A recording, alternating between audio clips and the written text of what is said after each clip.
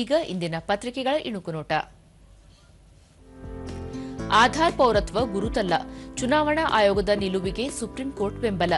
ಇಸಿಯಿಂದ ಪರಿಶೀಲನೆ, ಅಧಿಕಾರದ ಬಗ್ಗೆಯೂ ಪ್ರಶ್ನೆ.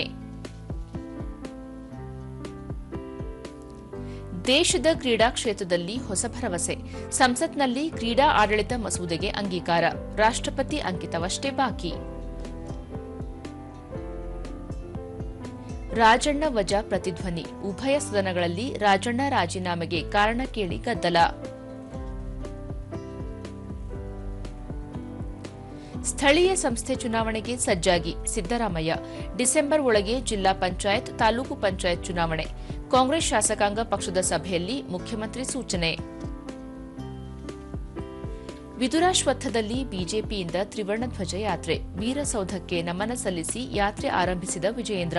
ಪ್ರತಿ ಮನೆಯಲ್ಲೂ ತಿರಂಗ ಹಾರಾಡಲಿ, ಬಿಜೆಪಿ ರಾಜ್ಯಾಧ್ಯಕ್ಷ.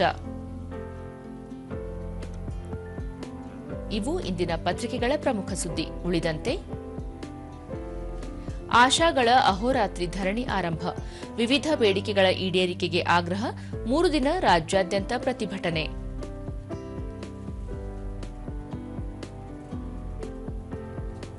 ದಾಖಲೆ ಬರೆದ ನಮ್ಮ ಮೆಟ್ರೋ.